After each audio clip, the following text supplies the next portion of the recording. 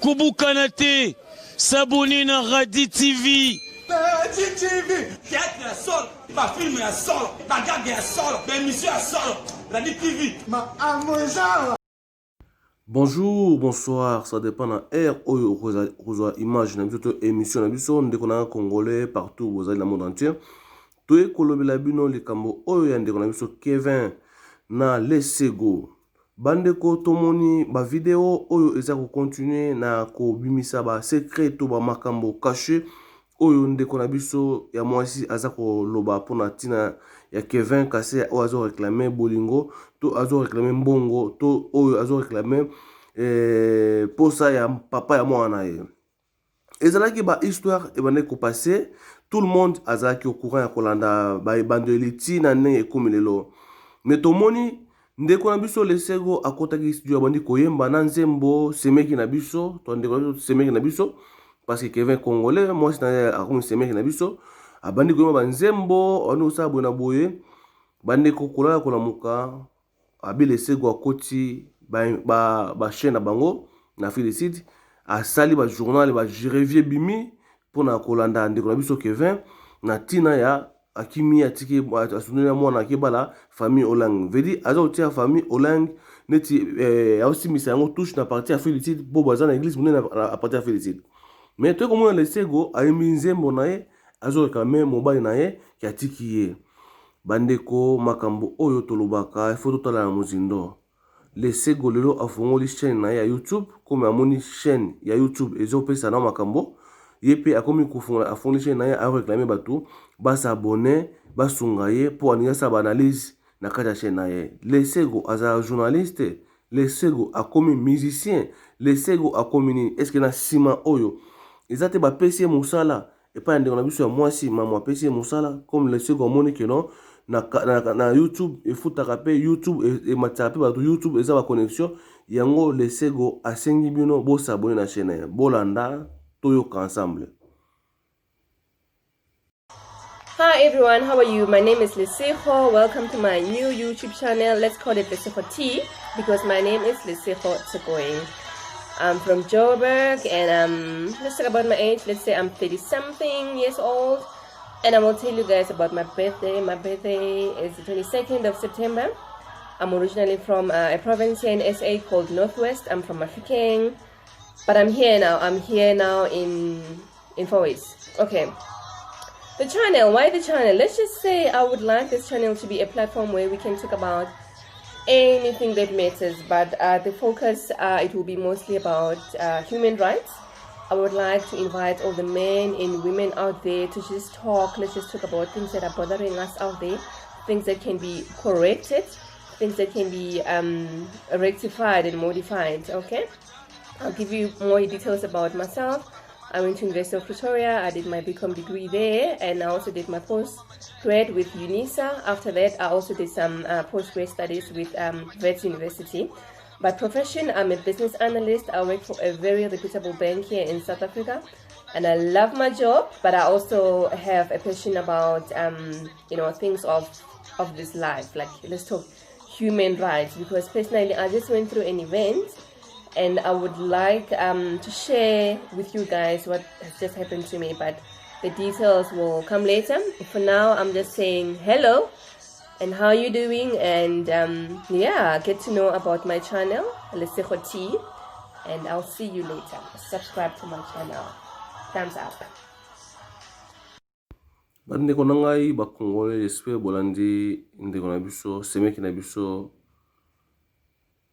ndenge aza kosenga bato basa subscribe na chaîne na ye bolandi yango Congolais esika bozali boteni ya biso regarder ya koluka ba information ya komona ndeko na biso mwasi aye ko comprendre ke na kati ya YouTube mbongo to koyebana ezali yango epe asali amoni ndeko na biso mwasi ndenge asali ba lancer ba appel bato ba bengi ba Congolais comme baza na bolingo basungi epe afongoli ya chaîne to lakisi bino pamba te po Congolais nyoso fo afongola miso aiba makambo eza koleka biso na kati ya radio télévision toza kolala pona kolakisa bino keno bandeko miso na biso eza ya nguma toza kokanga liso moko tofongola mpona kolakisa bino makambo eza kose passer.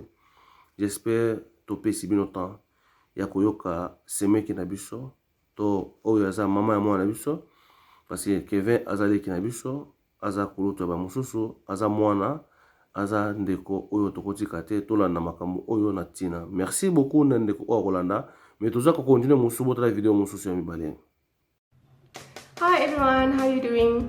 I'm doing well. I'm Nasiha. This is my second video here and I've just been relaxing, chilling at home, just taking it easy, feeling thankful, feeling hopeful, feeling blessed, feeling faithful, and I'm just here to tell you that if you are going through tough times in your life, just know that it shall pass. It's also a message to me, no to myself. See you later.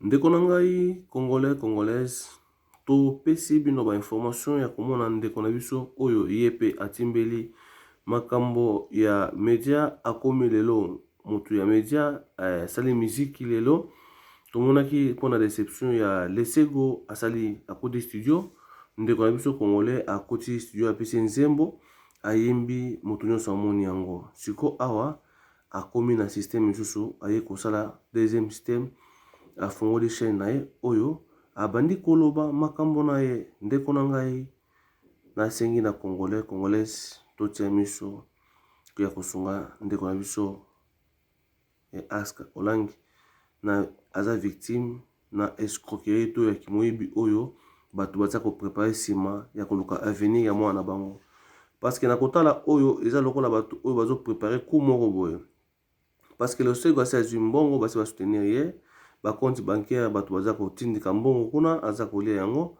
lelo afongoli chaîne abibokisa abone na chaîne na ye bino basemeki na ye babokilo na ye bosabone na chaîne na ye afongoli sika awana osala ba émission ebele awana osepelisa bino awana osala konani makati na kati j'espère bolandi message na ye yango biso tolobi bacongolais congolaise tozala na bolingo ya kose soutenir aka ya problème toyebaka kokondane te kojuge te mais kotala mosika koyeba derrière makambo oyo nini ezali toyebi keno eza na mibali bakongole mingi batiki basi na bango pe basi pe mingi pe banyokoli pe bana bango nyonso eza biso na biso toyokanaka na kati ya makambo nyonso na kotala dossier oyo ndenge ezokendele bato mingi baza koaporte bato mosusu ba jugement baza kokondane bango mais kote mosusu boza kotala te nini eza kose passer.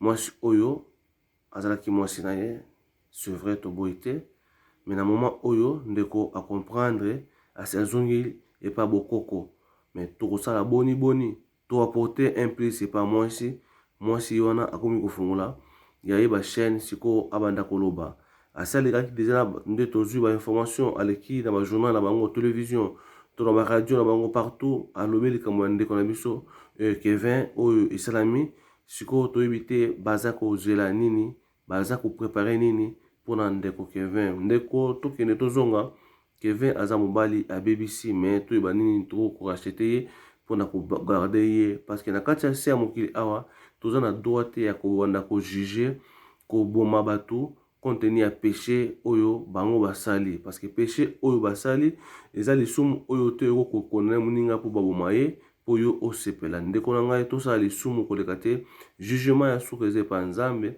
to apporter un plus ya conseil totalisa ndeko na biso mobali ba erreur asali à la longue makambo wana esi répété te po avivre normalement motu nyonso azalaka moto ya mabe après abongonaka abandi kosambela nzambe tomoni papier oyo etamboli circulation papier oyo dossier bimi awa bato bokotanga yango bokobenda bili botanga tomoni pe tobatie ser na biso Aska Olangi na kati wana to yango ese intéressé biso na kati eza ba dossier oyo ba dossier mariage ya ba Kevin oyo basalaki to bazaki légalement marié mais toyebi te est-ce que basi baki kosala divorce na kati toyebi te Lesego aza komimisa ba secret oyo eza na kati mwasi pe abombaka secret ya kotalaki mwana aza na kati ya libala yango quel que soit problème ya limi mwana azali akozala kogere problème basi tozosenga bino mama ba émotion na bino baka ya problème boye bakogere